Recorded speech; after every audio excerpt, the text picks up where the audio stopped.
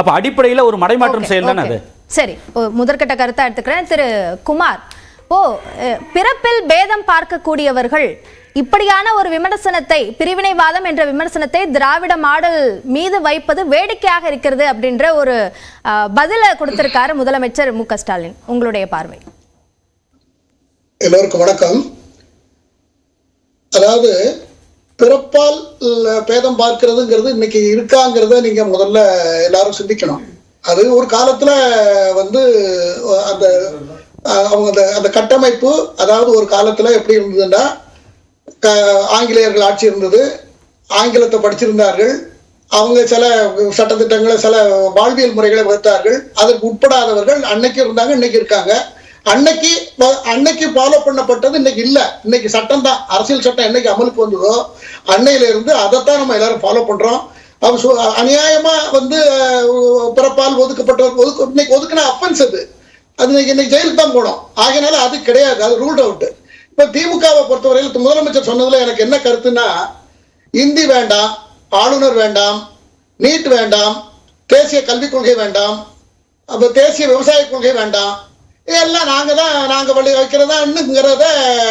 ரெண்டாவது டாக்ஸ் பகிர்வுல ஒரு வீட்டுல ஒரு குடும்பத்துல 10 பேர் இருந்தாங்கன்னாக்கா அதுல 2 குழந்தைங்க அல்லது 3 குழந்தைங்களுக்கு கொஞ்சம் சிக்காவோ அல்லது கொஞ்சம் உடம்புக்கு சரியில்லாம அந்த குழந்தைக்கு கொஞ்சம் கவனிப்பு அதிகமா இருக்கும். அது போலதான் இந்தியாவில 28+8 36 மாநிலங்கள் இருக்கிறது.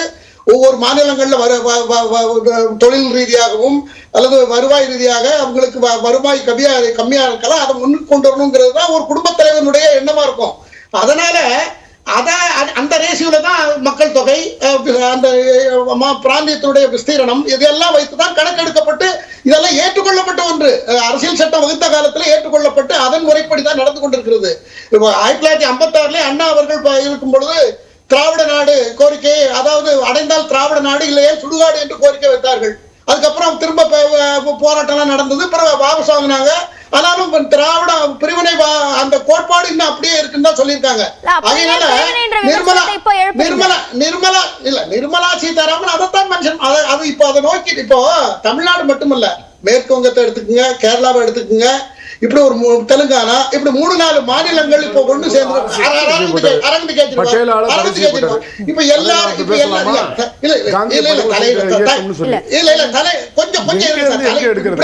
சார் இப்ப தலையிடுறது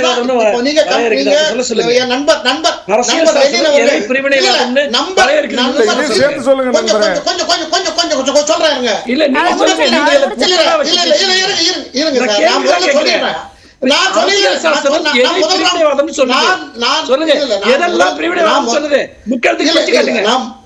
நான் முதல் ரவுண்ட்ல பேசியதான், அதுக்கப்புறம் நீங்க கேள்வி சொல்லுங்க சார். இப்போ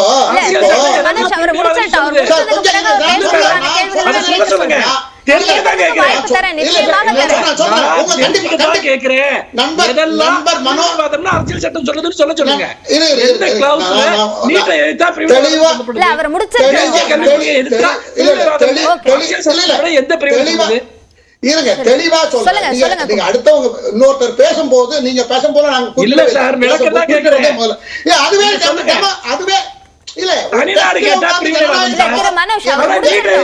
இருங்க சார், கொஞ்சம் இருங்க சார். அதுல உங்களுக்கு கேக்குறதுக்கான வாய்ப்பு நான் தரேன். திரு மனோஜ் குமார்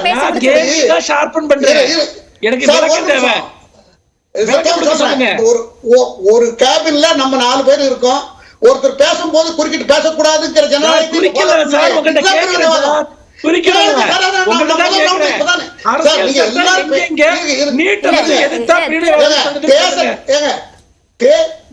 இந்தி வேண்டாம் சொன்னாலே அது தேச விரோதம் தான், தேசிய விரோதம் தான். இந்தி வேண்டாம்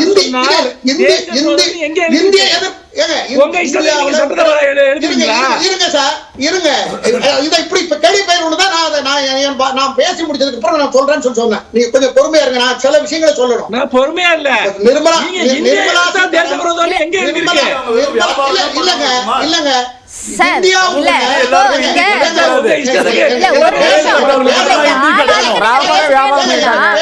இல்ல பேசுறதுக்கான நேரத்தை கொடுக்கலாம். திரு எஸ். ஸ்ரீராம், திரு லெனின். இல்ல, ஆளாளுக்கு கருத்து சொல்லாதீங்க. ஒரு நிமிஷம். திரு எஸ். ஸ்ரீராம், திரு எஸ். ஸ்ரீராம், திரு குமாருக்கான நேரம்.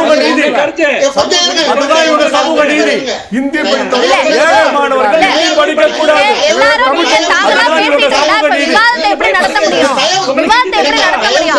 ஆளாளுக்கு பேசாதீங்க. தயவு செய்து திரு எம். குமார் பேசுறதுக்கான நேரம், அவரை பேசுறதுக்கு அனுமதிங்க. அதாவது ஆளுநர் வேண்டாம்னு சொல்றோம். ஆளுநர் தேவையில்லைன்னு எத்தனை பேர் பேசிருக்காங்கிறது நம்ம எல்லாருக்கும் தெரியும். ஒரு பெடரல் கவர்மெண்ட், ஒரு நிமிஷம் சார், ரணிகமன்றை கொடுக்காதீங்க தயவு செஞ்சு. ஒரு பெடரல் கவர்மெண்ட்ல ஆளுநர் வந்து மோஸ்ட் இம்பார்ட்டன்ட்ங்கிறது எல்லாருக்கும் தெரியும். சட்டம் படிச்சவங்களுக்கு தெரியும், படித்தவர்கள் அத்தனை பேருக்கு தெரியும், பாமரனுக்கும் தெரியும். ஒரு அரசாங்கம் அவர் பேச முடிச்சதுக்கு பிறகு அவங்களோட விமர்சனத்தை முன்வைக்கலாம். திரு லெனின், திரு மனோஜ், தயவு செய்து அமைதியா இருங்க. அவரோட முதல் சுற்று இப்பதான் பேச வந்திருக்காரு, தொலைதூரத்துல இருந்து பேசுறாரு. கொஞ்சம் அவருக்கான வாய்ப்பை கொடுங்க. பேசி முடிச்சதுக்கு அப்புறம் விமர்சன கருத்தை நான் வாங்கிக்கிறேன். திரு குமார்,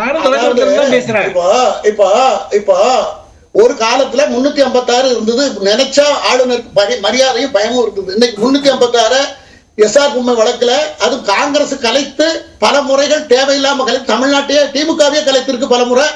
10 முறை பாண்டிச்சேரியை கலைத்திருக்கிறது. யூபியை வந்து 12 முறைக்கு மேல கலைத்திருக்கிறது. இப்படி 100க்கும் மேற்பட்ட முறைகள் கலைத்து, தேவையில்லாம கலைத்து, முதல் கவர்மெண்ட் இஎம்எஸ் நம்பூதிரிப்பாடு கவர்மெண்ட் கலைத்திருக்கிறது. லெனினுக்கு அதுக்கெல்லாம் கோவம் வரல. ஆக இன்னைக்கு ஆளுநரை வந்து கொஸ்டின் மார்க் போட்டு வச்சிருக்கு. இதுக்கு காரணம் என்னன்னா, இப்ப என்ன எதுல ஆரம்பிக்கிறாங்க? ஆளுநருக்கு அதிகாரமே இல்ல, ஆளுநர் போயா வாயான்னு பேசுற அளவுக்கு ஆளுநர் தரக்குறைவா பேசக்கூடிய அளவுக்கு வந்திருக்கிறது. இது தேசிய ஒருமைப்பாட்டுக்கு எகென்ஸ்ட் ஆனது. பெடரல் கவர்மெண்ட்ல ஆளுநர் ரொம்ப ரொம்ப இம்பார்ட்டன்ட் பர்சன். அவர் பேர்ல தான் எல்லாம் நடக்கணும்னு இருக்கிறது. அதனால இதெல்லாம் ஆளுநர் உரையை வாசிக்காம போறது எந்த வகையில வரும்? அது ரொம்ப மொராலிட்டி. அதுதான் கான்ஸ்டிடியூஷன் மொராலிட்டி. அது திருக்குமார், ஒரு நிமிஷம். ஓகே, எனக்கு ஒரு கேள்வி இருக்குங்க. இணைப்புல பிரச்சனை நினைக்கிறேன். திரும்ப சொல்லுங்க. இல்ல, அதாவது ஆளுநருக்கு வந்து இவர் வந்து அதிகாரம் இருக்கு, இவங்க அதிகாரம் இல்லைன்னு சொல்றாங்க அப்படின்னு எங்க மேல குற்றச்சாட்டு வைக்கிறாரு. சமீபத்தில் வந்து உச்ச நீதிமன்ற தீர்ப்புகள் என்ன சொல்லுச்சு?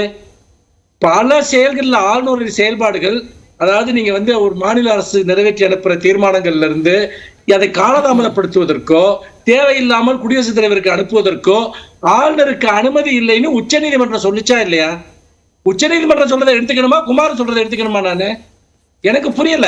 ரெண்டாவது, இந்தியை எதிர்த்தா தேச விரோதம், அதே மாதிரி புதிய கல்விக் கொள்கையை எடுத்துக்கிட்டா ஏத்துக்கலன்னா தேச விரோதம், ஆளுநரை விமர்சனம் பண்ணா தேச விரோதம்னா உங்க டெபினேஷனை இன்னும் எங்கெல்லாம் விவரிச்சுட்டு போவீங்க? நாளைக்கு நீங்க சொல்ற மதத்தை ஏத்துக்கலன்னா தேச விரோதம்னு சொல்லுவீங்களா? இல்ல பெண்கள் வந்து 8ஆம் கிளாஸ்க்கு மேல படிக்க கூடாதுன்னு நீங்க ஒரு சட்டம் கொண்டு வர்றீங்கன்னு வச்சுங்க, அதை எதிர்த்தா தேச விரோதம்னு சொல்லுவீங்களா? என்னங்க உங்களுக்கு வந்து பாத்தீங்கன்னா, அதாவது இவங்களுடைய தேசபக்தியையும் மற்றவங்களுடைய தேச விரோத தன்மையையும் உங்க இஷ்டத்துக்கு விரிவுபடுத்திக்கிட்டே போவீங்களா? அதாவது தனிநாடு கேட்பது செப்பரேட்டிசம். அது கூட உச்ச நீதிமன்றத்தில் இன்னொரு தீர்ப்பு இருக்கு. என்னன்னா, தனிநாடு கேட்டு 1000 ஏந்தி போராடினால்தான் தேச விரோதம். ஒருத்தர் கருத்து சொல்றாருன்னு வச்சுங்க, தனிநாடு வேணும்ட்டு, அது சட்டப்படி குற்றம் அல்லன்னு உச்ச நீதிமன்ற தீர்ப்பு இருக்கு. போய் படிக்க சொல்லுங்க. அதெல்லாம் கருத்து சொல்வதற்கு யாருக்கு எந்த தடையும் கிடையாது. யாரும் தனிநாடு கேட்கல, இருங்க, யாரும் தனிநாடு கேட்கல, பிரிவினைவாதம் கேட்கல, எல்லாம் இந்தியாவுடைய ஒற்றுமைக்காக தான் இருக்காங்க. வேற்றுமையில் ஒற்றுமைன்னு சொன்னா இவங்களுக்கு கசக்குது. நான் ஏங்க இந்தி படிக்கணும்? நான் ஏன் புதிய கல்விக் கொள்கையை ஏத்துக்கணும்? ஒன்றிய அரசுல இருந்து நீங்க எல்லாத்தையும் ஒன்னொன்னா போட்டுக்கிட்டே இருப்பீங்க. என் மாநிலத்திற்குன்னு ஒரு அடையாளம் இருக்கிறது, எங்களுக்குன்னு ஒரு சுயாட்சித்தன்மை இருக்கிறது, ஒரு பண்பாட்டு அடையாளம் இருக்கிறது.